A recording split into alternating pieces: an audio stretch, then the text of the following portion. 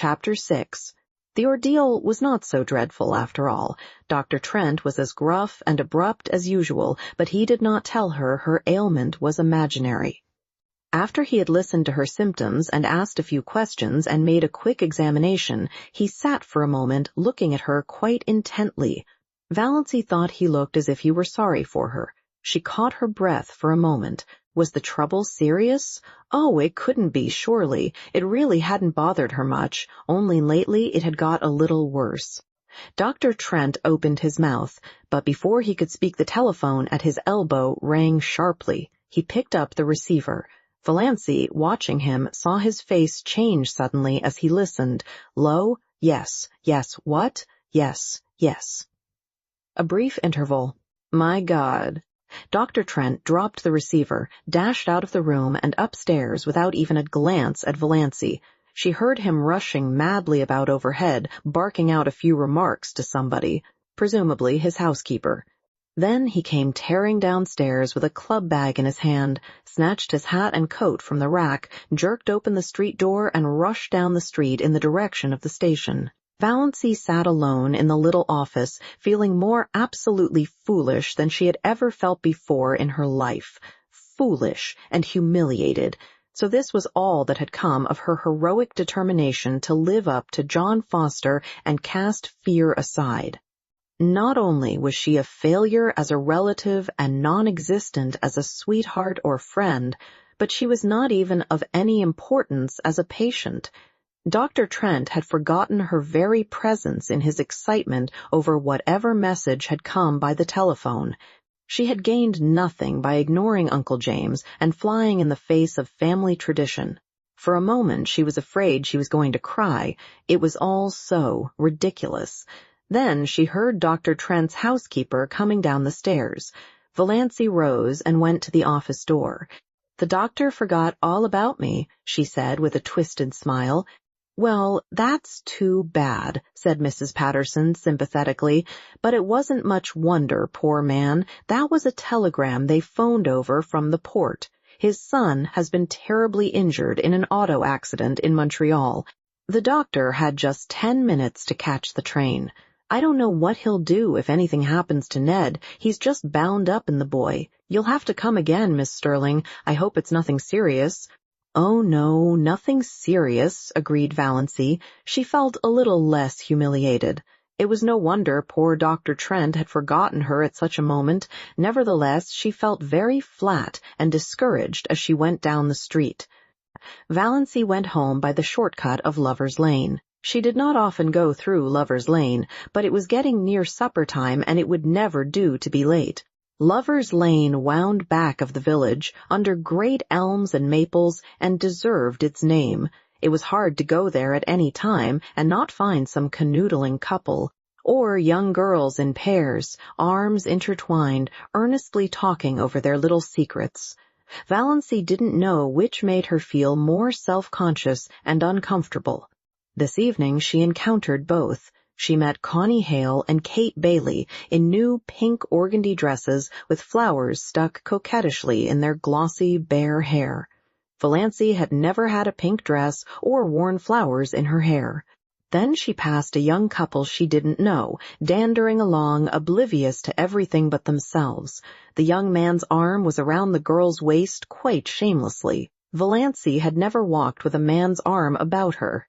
She felt that she ought to be shocked. They might leave that sort of thing for the screening twilight at least, but she wasn't shocked. In another flash of desperate, stark honesty, she owned to herself that she was merely envious. When she passed them, she felt quite sure they were laughing at her, pitying her. There's that queer little old maid, Valancy Sterling. They say she never had a beau in her whole life. Valancy fairly ran to get out of Lover's Lane. Never had she felt so utterly colorless and skinny and insignificant. Just where Lover's Lane debouched on the street, an old car was parked. Valancy knew that car well, by sound at least, and everybody in Deerwood knew it. This was before the phrase "Tin Lizzie" had come into circulation.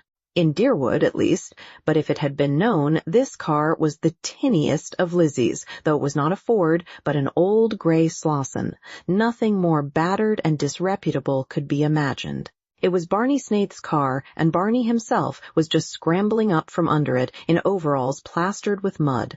Valancy gave him a swift, furtive look as she hurried by. This was only the second time she had ever seen the notorious Barney Snaith, though she had heard enough about him in the 5 years that he had been living up back in Muskoka. The first time had been nearly a year ago on the Muskoka Road. He had been crawling out from under his car then, too, and he had given her a cheerful grin as she went by, a little whimsical grin that gave him the look of an amused gnome. He didn't look bad. She didn't believe he was bad, in spite of the wild yarns that were always being told of him. Of course he went tearing in that terrible old gray Slauson through Deerwood at hours when all decent people were in bed. Often with old Roaring Abel, who made the night hideous with his howls. Both of them dead drunk, my dear, and everyone knew that he was an escaped convict and a defaulting bank clerk and a murderer in hiding and an infidel and an illegitimate son of old Roaring Abel Gay, and the father of Roaring Abel's illegitimate grandchild, and a counterfeiter and a forger and a few other awful things. But still, Valancy didn't believe he was bad. Nobody with a smile like that could be bad, no matter what he had done. It was that night the Prince of the Blue Castle changed from a being of grim jaw and hair with a dash of premature gray to a rakish individual with overlong tawny hair dashed with red, dark brown eyes, and ears that stuck out just enough to give him an alert look, but not enough to be called flying jibs. But he still retained something a little grim about the jaw. Barney Snaith looked even more disreputable than usual just now. It was very evident that he hadn't shaved for days, and his hands and arms, bare to the shoulders, were black with grease. But he was whistling gleefully to himself, and he seemed so happy that Valancy envied him. She envied him his light-heartedness and his irresponsibility and his mysterious little cabin up on an island in Lake Mistowis. Even his rackety old gray Slauson, neither he nor his car had to be respectable and live up to traditions. When he rattled past her a few minutes later, bareheaded, leaning back in his Lizzie at a raffish angle, his longish hair blowing in the wind, a villainous-looking old black pipe in his mouth, she envied him again. Men had the best of it, no doubt about that. This outlaw was happy, whatever he was or wasn't. She, Valancy Sterling, respectable, well-behaved to the last degree, was unhappy and had always been unhappy. So there you were. Valancy was just in time for supper. The sun had clouded over, and a dismal, drizzling rain was falling again. Cousin Stickles had the neuralgia. Valancy had to do the family darning, and there was no time for magic of wings. "Can't the darning wait till tomorrow?" she pleaded. "Tomorrow will bring its own duties," said Mrs. Frederick inexorably. Valancy darned all the evening and listened to Mrs. Frederick and Cousin Stickles talking the eternal, niggling gossip of the clan as they knitted drearily at interminable black stockings. They discussed Second Cousin Lillian's approaching wedding in all its bearings. On the whole, they approved. Second Cousin Lillian was doing well for herself. "Though she hasn't hurried," said Cousin Stickles, "she must be 25. "There have not, fortunately, been many old maids in our connection," said Mrs. Frederick bitterly. Valancy flinched. She had run the darning needle into her finger. Third Cousin Aaron Gray had been scratched by a cat and had blood poisoning in his finger. "Cats are most dangerous animals," said Mrs. Frederick. "I would never have a cat about the house." She glared significantly at Valancy through her terrible glasses. Once, 5 years ago, Valancy had asked if she might have a cat. She had never referred to it since, but Mrs. Frederick still suspected her of harboring the unlawful desire in her heart of hearts. Once Valancy sneezed. Now, in the Sterling Code, it was very bad form to sneeze in public. You can always repress a sneeze by pressing your finger on your upper lip. said Mrs. Frederick rebukingly. 9:30, and so, as Mr. Pepys would say, to bed. But first Cousin Stickles's neuralgic back must be rubbed with Redfern's liniment. Valancy did that. Valancy always had to do it. She hated the smell of Redfern's liniment. She hated the smug, beaming, portly, be-whiskered, be-spectacled picture of Dr. Redfern on the bottle. Her fingers smelled of the horrible stuff after she got into bed, in spite of all the scrubbing she gave them.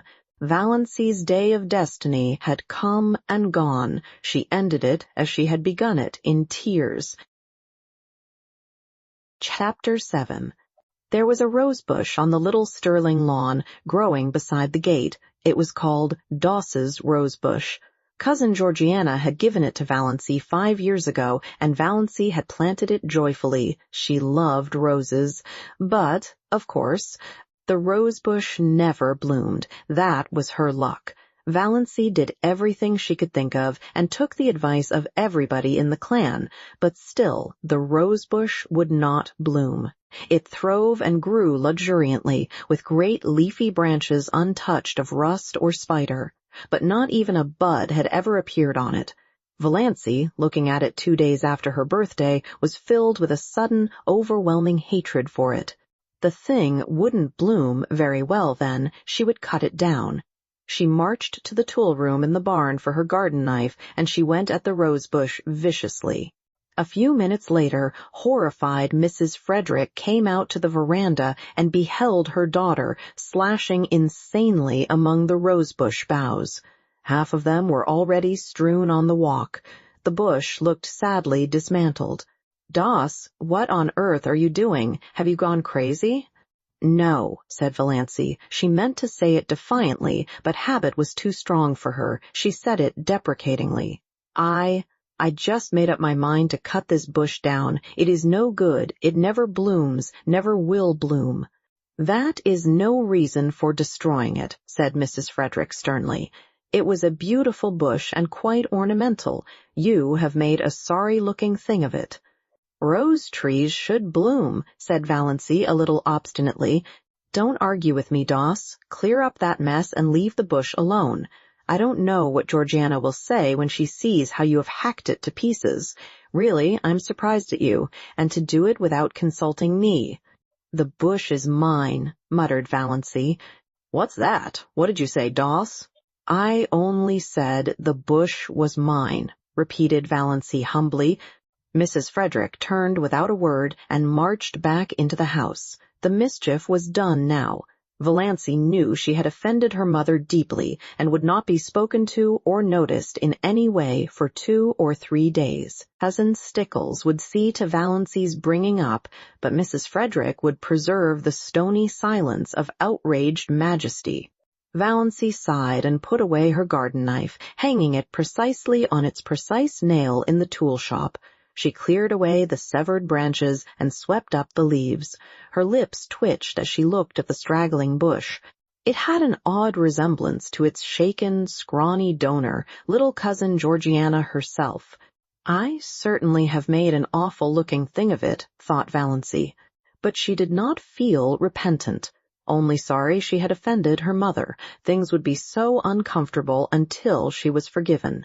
Mrs. Frederick was one of those women who can make their anger felt all over a house. Walls and doors are no protection from it. "You'd better go uptown and get the mail," said Cousin Stickles when Valancy went in. "I can't go. I feel all sorter peaky and piney this spring. I want you to stop at the drugstore and get me a bottle of Redfern's blood bitters." "There's nothing like Redfern's bitters for building a body up. Cousin James says the purple pills are the best, but I know better. My poor dear husband took Redfern's bitters right up to the day he died. Don't let them charge you more'n 90 cents. I kin get it for that at the port. And what have you been saying to your poor mother? Do you ever stop to think, Doss, that you can only have one mother?" "One is enough for me," thought Valancy undutifully as she went uptown. She got Cousin Stickles' bottle of bitters, and then she went to the post office and asked for her mail at the general delivery. Her mother did not have a box. They got too little mail to bother with it. Valancy did not expect any mail except the Christian Times, which was the only paper they took. They hardly ever got any letters. But Valancy rather liked to stand in the office and watch Mr. Carewee, the gray-bearded, Santa Clausy old clerk, handing out letters to the lucky people who did get them.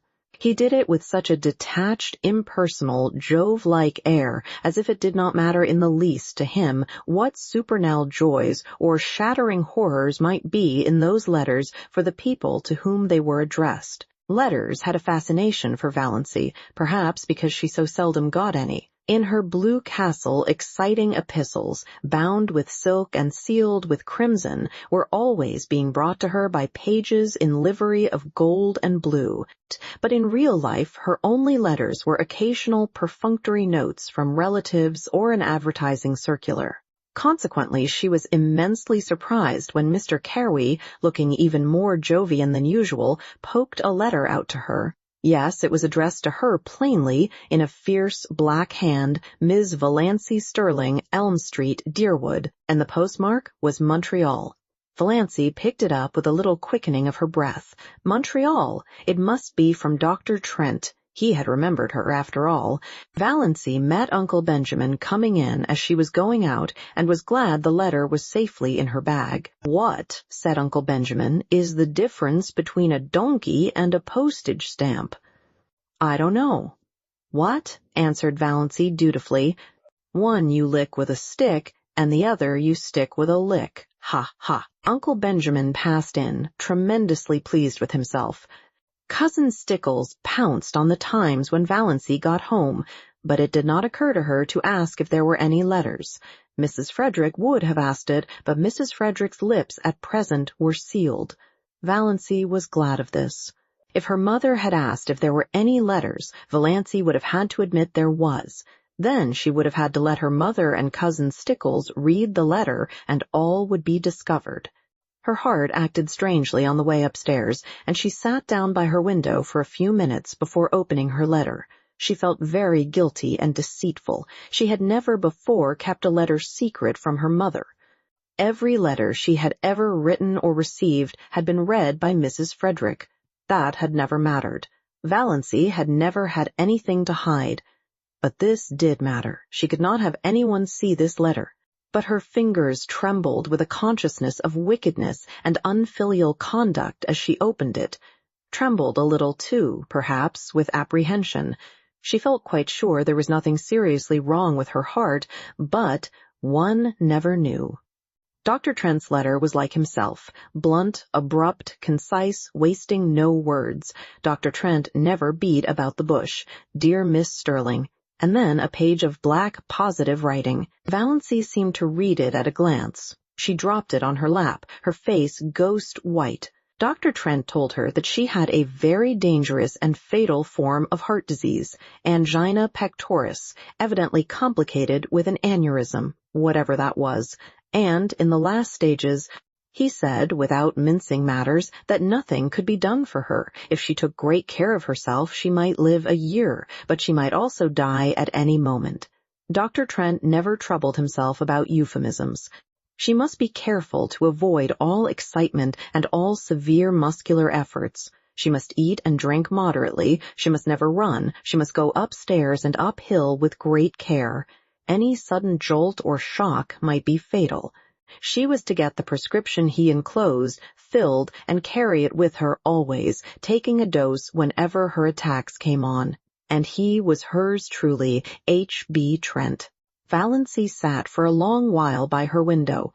Outside was a world drowned in the light of a spring afternoon, skies entrancingly blue, winds perfumed and free, lovely, soft blue hazes at the end of every street.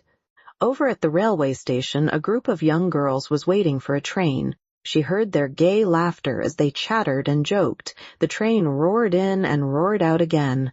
But none of these things had any reality. Nothing had any reality except the fact that she had only another year to live. When she was tired of sitting at the window, she went over and lay down on her bed, staring at the cracked, discolored ceiling. The curious numbness that follows on a staggering blow possessed her. She did not feel anything except a boundless surprise and incredulity, behind which was the conviction that Dr. Trent knew his business and that she, Valancy Sterling, who had never lived, was about to die. When the gong rang for supper, Valancy got up and went downstairs mechanically from force of habit. She wondered that she had been let alone so long, but of course her mother would not pay any attention to her just now. Valancy was thankful for this. She thought the quarrel over the rosebush had been really, as Mrs. Frederick herself might have said, providential. She could not eat anything, but both Mrs. Frederick and Cousin Stickles thought this was because she was deservedly unhappy over her mother's attitude, and her lack of appetite was not commented on. Valancy forced herself to swallow a cup of tea, and then sat and watched the others eat, with an odd feeling that years had passed since she had sat with them at the dinner table. She found herself smiling inwardly to think what a commotion she could make if she chose. Let her merely tell them what was in Dr. Trent's letter, and there would be as much fuss made as if. Valancy thought bitterly. They really cared 2 straws about her. Dr. Trent's housekeeper got word from him today, said Cousin Stickles, so suddenly that Valancy jumped guiltily. Was there anything in thought waves? Mrs. Judd was talking to her uptown. They think his son will recover, but Dr. Trent wrote that if he did, he was going to take him abroad as soon as he was able to travel and wouldn't be back here for a year at least. That will not matter much to us, said Mrs. Frederick majestically. He is not our doctor. I would not. Here she looked, or seemed to look, accusingly right through Valancy. Have him to doctor a sick cat. May I go upstairs and lie down? Said Valancy faintly. I have a headache. What has given you a headache? Asked Cousin Stickles, since Mrs. Frederick would not. The question had to be asked. Valancy could not be allowed to have headaches without interference. You ain't in the habit of having headaches. I hope you're not taking the mumps. Here, try a spoonful of vinegar. Piffle, said Valancy rudely, getting up from the table. She did not care just then if she were rude. She had had to be so polite all her life. If it had been possible for Cousin Stickles to turn pale, she would have. As it was not, she turned yellower. Are you sure you ain't feverish, Doss? You sound like it. You go and get right into bed, said Cousin Stickles, thoroughly alarmed, and I'll come up and rub your forehead and the back of your neck with Redfern's liniment. Valancy had reached the door, but she turned. I won't be rubbed with Redfern's liniment, she said. Cousin Stickles stared and gasped. What? What do you mean? I said I wouldn't be rubbed with Redfern's liniment, repeated Valancy. Horrid, sticky stuff, and it has the vilest smell of any liniment I ever saw. It's no good. I want to be left alone, that's all. Valancy went out, leaving Cousin Stickles aghast. She's feverish. She must be feverish, ejaculated Cousin Stickles. Mrs. Frederick went on eating her supper. It did not matter whether Valancy was or was not feverish. Valancy had been guilty of impertinence to her. Chapter 8. Valancy did not sleep that night. She lay awake all through the long dark hours, thinking. She made a discovery that surprised her. She, who had been afraid of almost everything in life, was not afraid of death. It did not seem in the least terrible to her. And she need not now be afraid of anything else. Why had she been afraid of things? Because of life. Afraid of Uncle Benjamin, because of the menace of poverty in old age. But now she would never be old. Neglected. Tolerated. Afraid of being an old maid all her life, but now she would not be an old maid very long. Afraid of offending her mother and her clan because she had to live with and among them and couldn't live peaceably if she didn't give in to them. But now she hadn't. Valancy felt a curious freedom, but she was still horribly afraid of one thing, the fuss the whole jamfrey of them would make when she told them. Valancy shuddered at the thought of it. She couldn't endure it. Oh, she knew so well how it would be. First, there would be indignation. Yes, indignation on the part of Uncle James because she had gone to a doctor, any doctor, without consulting him. indignation on the part of her mother for being so sly and deceitful. To your own mother, Doss. Indignation on the part of the whole clan because she had not gone to Dr. Marsh. Then would come the solicitude. She would be taken to Dr. Marsh, and when Dr. Marsh confirmed Dr. Trent's diagnosis, she would be taken to specialists in Toronto and Montreal.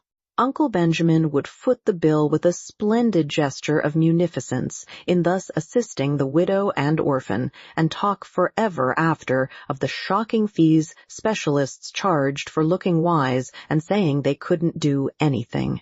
And when the specialists could do nothing for her, Uncle James would insist on her taking purple pills. I've known them to effect a cure when all the doctors had given up. And her mother would insist on Redfern's blood bitters, and Cousin Stickles would insist on rubbing her over the heart every night with Redfern's liniment on the grounds that it might do good and couldn't do harm, and everybody else would have some pet dope for her to take. Dr. Stalling would come to her and say solemnly, "You are very ill. Are you prepared for what may be before you?" Almost as if he were going to shake his forefinger at her, the forefinger that had not grown any shorter or less knobbly with age. And she would be watched and checked like a baby and never let do anything or go anywhere alone.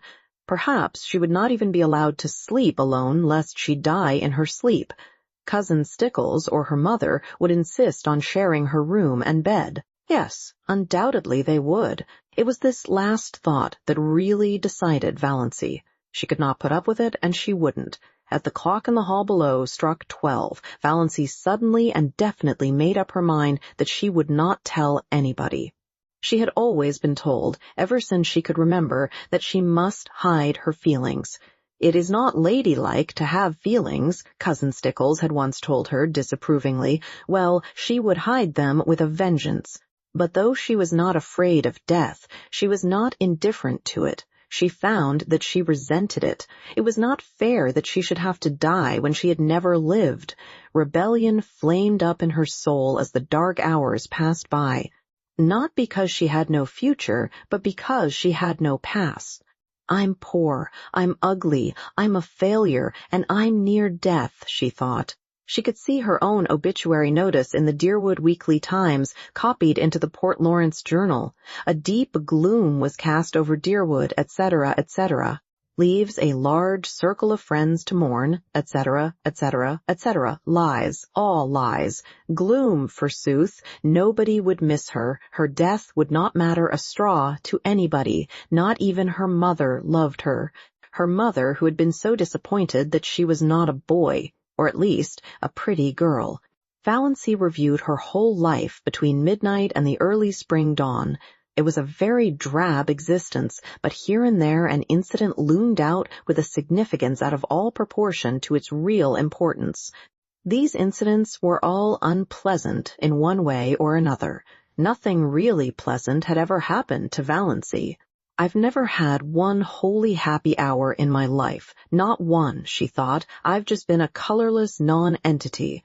I remember reading somewhere once that there is an hour in which a woman might be happy all her life if she could but find it. I've never found my hour. Never, never, and I never will now. If I could only have had that hour, I'd be willing to die. Those significant incidents kept bobbing up in her mind like unbidden ghosts without any sequence of time or place. For instance, that time when, at 16, she had blued a tubful of clothes too deeply, and the time when, at 8, she had stolen some raspberry jam from Aunt Wellington's pantry. Valancy never heard the last of those two misdemeanors. At almost every clan gathering, they were raked up against her as jokes. Uncle Benjamin hardly ever missed retelling the raspberry jam incident. He had been the one to catch her, her face all stained and streaked. I have really done so few bad things that they have to keep harping on the old ones, thought Valancy. Why, I've never even had a quarrel with anyone. I haven't an enemy. What a spineless thing I must be not to have even one enemy. There was that incident of the dust pile at school when she was 7. Valancy always recalled it when Dr. Stalling referred to the text, "To him that hath shall be given, and from him that hath not shall be taken even that which he hath." Other people might puzzle over that text, but it never puzzled Valancy. The whole relationship between herself and Olive, dating from the day of the dust pile, was a commentary on it. She had been going to school a year, but Olive, who was a year younger, had just begun and had about her all the glamour of a new girl, and an exceedingly pretty girl at that. It was at recess, and all the girls, big and little, were out on the road in front of the school making dust piles. The aim of each girl was to have the biggest pile. Valancy was good at making dust piles. There was an art in it, and she had secret hopes of leading. But Olive, working off by herself, was suddenly discovered to have a larger dust pile than anybody. Valancy felt no jealousy. Her dust pile was quite big enough to please her. Then one of the older girls had an inspiration. "Let's put all our dust on Olive's pile and make a tremendous one," she exclaimed. A frenzy seemed to seize the girls. They swooped down on the dust piles with pails and shovels, and in a few seconds Olive's pile was a veritable pyramid.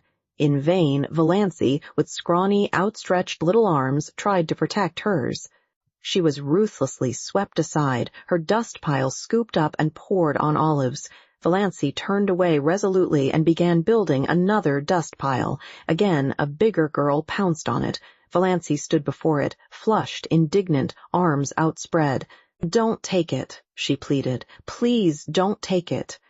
"But why?" demanded the older girl. "Why won't you help to build Olive's bigger?" "I want my own little dust pile," said Valancy piteously.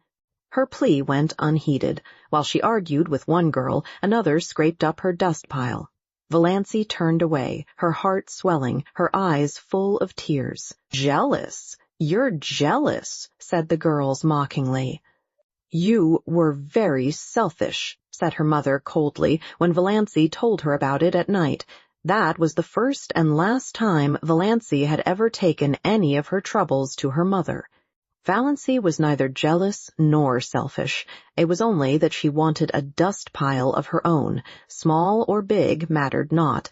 A team of horses came down the street. Olive's dust pile was scattered over the roadway. The bell rang. The girls trooped into school and had forgotten the whole affair before they reached their seats. Valancy never forgot it. To this day she resented it in her secret soul. But was it not symbolical of her life?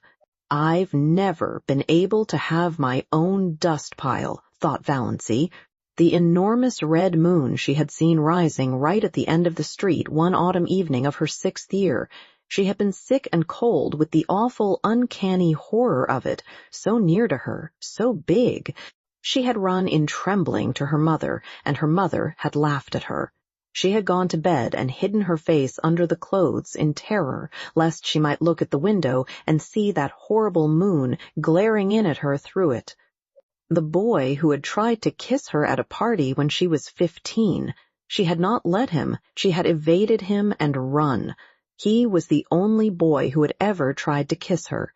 Now, 14 years later, Valancy found herself wishing that she had let him. The time she had been made to apologize to Olive for something she hadn't done. Olive had said that Valancy had pushed her into the mud and spoiled her new shoes on purpose. Valancy knew she hadn't. It had been an accident. And even that wasn't her fault. But nobody would believe her. She had to apologize and kiss Olive to make up. The injustice of it burned in her soul tonight. That summer, when Olive had the most beautiful hat, trimmed with creamy yellow net, with a wreath of red roses and little ribbon bows under the chin. Valancy had wanted a hat like that more than she had ever wanted anything.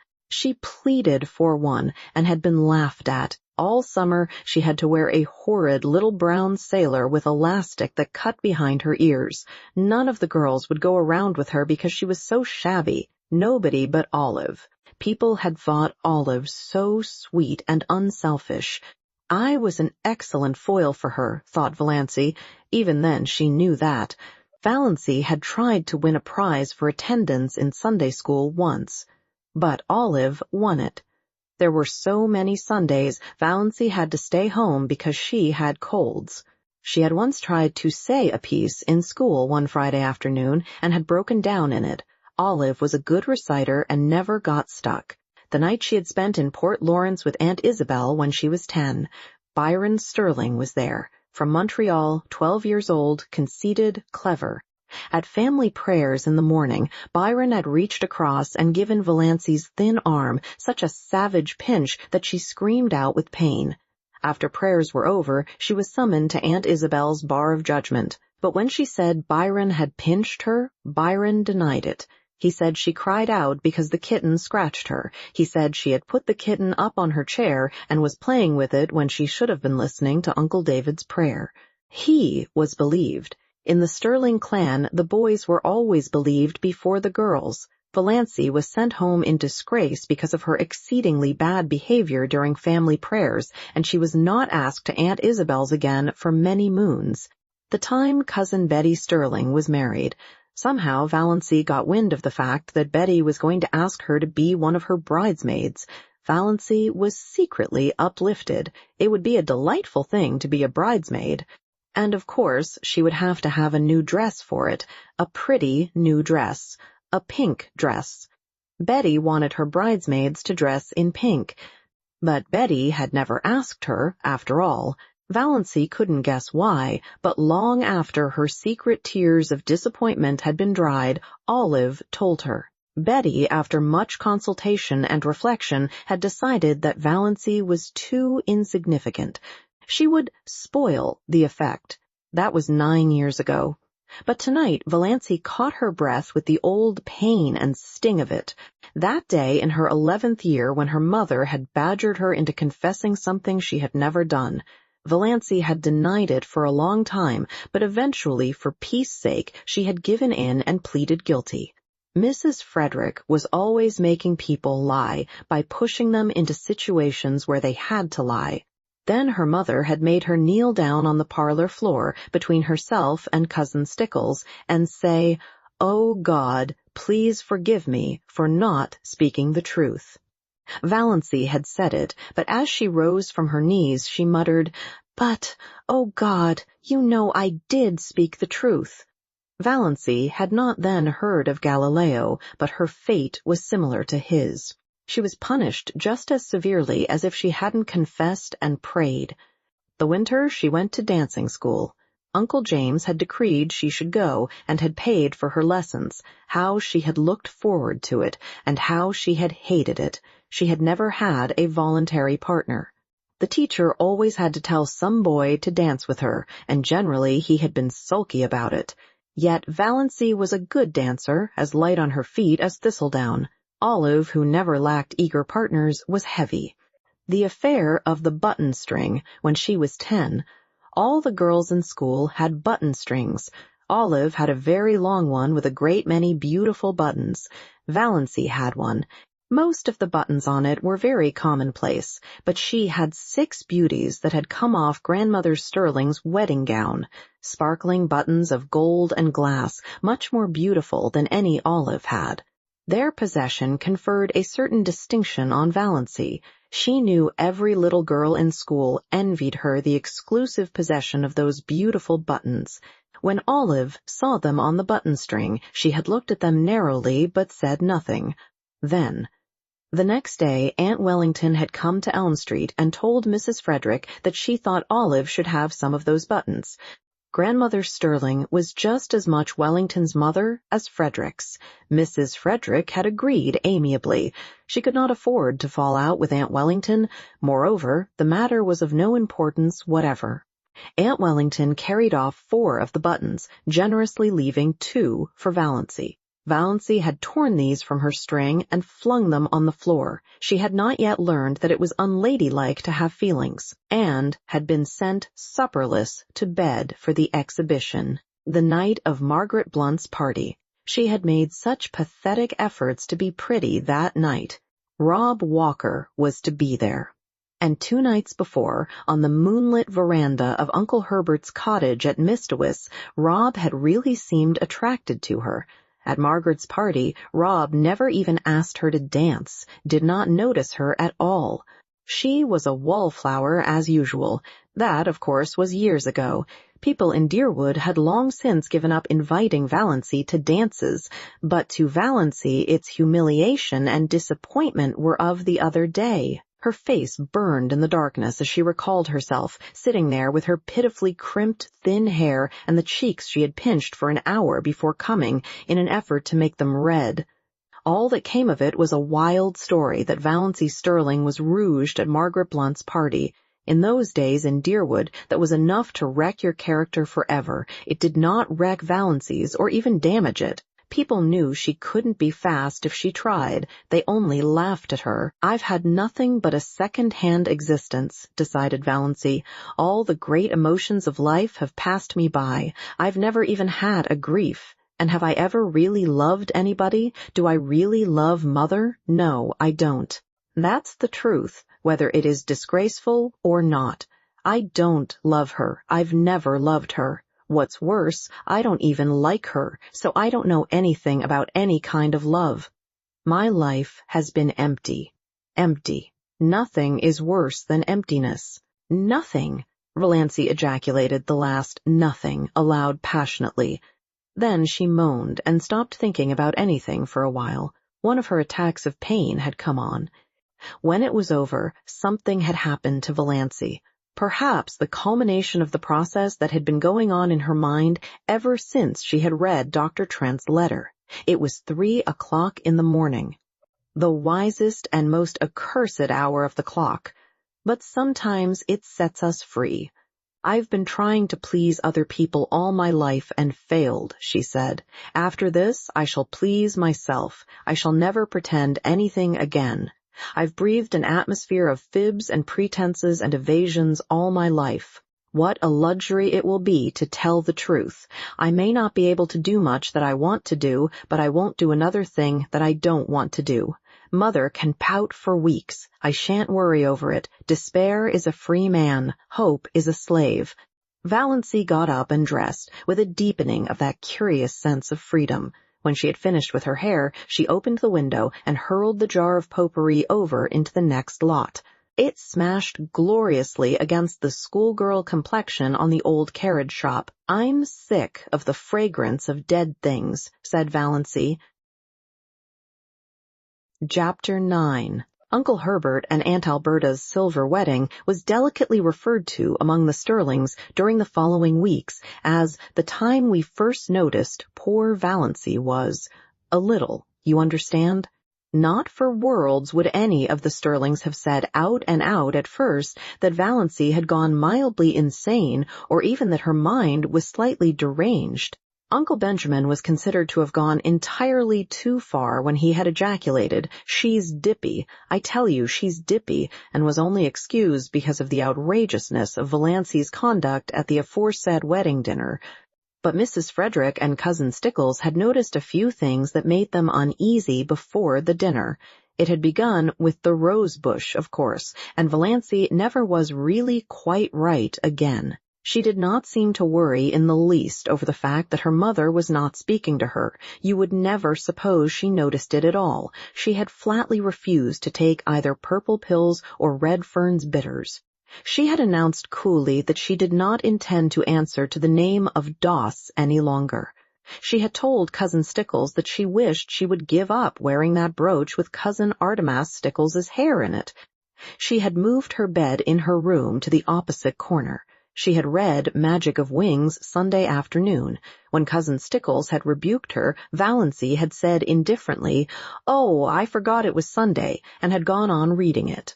Cousin Stickles had seen a terrible thing. She had caught Valancy sliding down the banister. Cousin Stickles did not tell Mrs. Frederick this.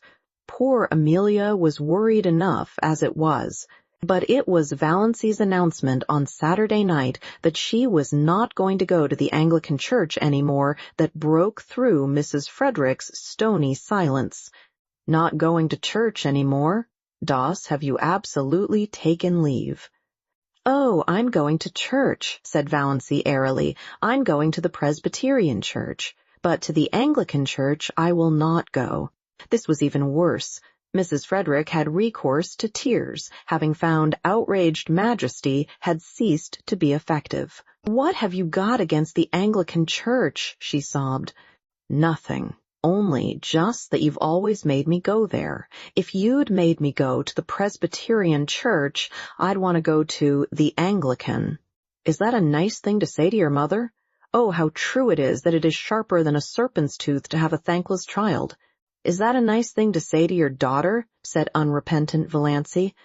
So, Valancy's behavior at the silver wedding was not quite the surprise to Mrs. Frederick and Christine Stickles that it was to the rest.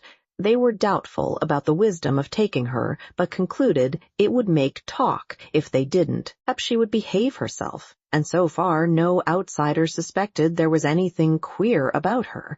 By a special mercy of Providence, it had poured torrents Sunday morning, so Valancy had not carried out her hideous threat of going to the Presbyterian church. Valancy would not have cared in the least if they had left her at home. These family celebrations were all hopelessly dull. But the Sterlings always celebrated everything. It was a long-established custom. Even Mrs. Frederick gave a dinner party on her wedding anniversary, and Cousin Stickles had friends in to supper on her birthday. Valancy hated these entertainments because they had to pinch and save and contrive for weeks afterwards to pay for them. But she wanted to go to the silver wedding. It would hurt Uncle Herbert's feelings if she stayed away, and she rather liked Uncle Herbert. Besides, she wanted to look over all her relatives from her new angle. It would be an excellent place to make public her Declaration of Independence if occasion offered. "Put on your brown silk dress," said Mrs. Sterling, as if there were anything else to put on. Valancy had only the one festive dress, that snuffy brown silk Aunt Isabel had given her. Aunt Isabel had decreed that Valancy should never wear colors. They did not become her. When she was young, they allowed her to wear white, but that had been tacitly dropped for some years. Valancy put on the brown silk. It had a high collar and long sleeves. She had never had a dress with low neck and elbow sleeves, although they had been worn even in Deerwood for over a year. But she did not do her hair pompadour. She knotted it on her neck and pulled it out over her ears. She thought it became her. Only the little knot was so absurdly small. Mrs. Frederick resented the hair, but decided it was wisest to say nothing on the eve of the party. It was so important that Valancy should be kept in good humor, if possible, until it was over. Mrs. Frederick did not reflect that this was the first time in her life that she had thought it necessary to consider Valancy's humors. But then, Valancy had never been queer before. On their way to Uncle Herbert's, Mrs. Frederick and Cousin Stickles walking in front, Valancy trotting meekly along behind. Roaring Abel drove past them, drunk as usual, but not in the roaring stage, just drunk enough to be excessively polite. He raised his disreputable old tartan cap with the air of a monarch saluting his subjects and swept them a grand bow. Mrs. Frederick and Cousin Stickles dared not cut Roaring Abel altogether. He was the only person in Deerwood who could be got to do odd jobs of carpentering and repairing when they needed to be done, so it would not do to offend him. But they responded with only the stiffest, slightest of bows. Roaring Abel must be kept in his place. Valancy, behind them, did a thing they were fortunately spared seeing. She smiled gaily and waved her hand to Roaring Abel. Why not? She had always liked the old sinner. He was such a jolly, picturesque, unashamed reprobate, and stood out against the drab respectability of Deerwood and its customs like a flame-red flag of revolt and protest. Only a few nights ago, Abel had gone through Deerwood in the wee smaws, shouting oaths at the top of his stentorian voice, which could be heard for miles, and lashing his horse into a furious gallop as he tore along prim, proper Elm Street. "Yelling and blaspheming like a fiend," shuddered Cousin Stickles at the breakfast table. "I cannot understand why the judgment of the Lord has not fallen upon that man long ere this," said Mrs. Frederick petulantly, as if she thought Providence was very dilatory and ought to have a gentle reminder. "He'll be picked up dead some morning. He'll fall under his horse's hooves and be trampled to death," said Cousin Stickles reassuringly. Valancy had said nothing, of course, but she wondered to herself if Roaring Abel's periodical sprees were not his futile protest against the poverty and drudgery and monotony of his existence. She went on dream sprees in her blue castle. Roaring Abel, having no imagination, could not do that. His escapes from reality had to be concrete. So she waved at him today with a sudden fellow feeling, and Roaring Abel, not too drunk to be astonished, nearly fell off his seat in his amazement. By this time they had reached Maple Avenue and Uncle Herbert's house, a large, pretentious structure peppered with meaningless bay windows and excrescent porches, a house that always looked like a stupid, prosperous, self-satisfied man with warts on his face. "A house like that," said Valancy solemnly, "is a blasphemy." Mrs. Frederick was shaken to her soul. What had Valancy said? Was it profane, or only just queer? Mrs. Frederick took off her hat in Aunt Alberta's spare room with trembling hands. She made one more feeble attempt to avert disaster. She held Valancy back on the landing as Cousin Stickles went downstairs. "Won't you try to remember you're a lady?" she pleaded. "Oh, if there were only any hope of being able to forget it," said Valancy wearily. Mrs. Frederick felt that she had not deserved this from Providence.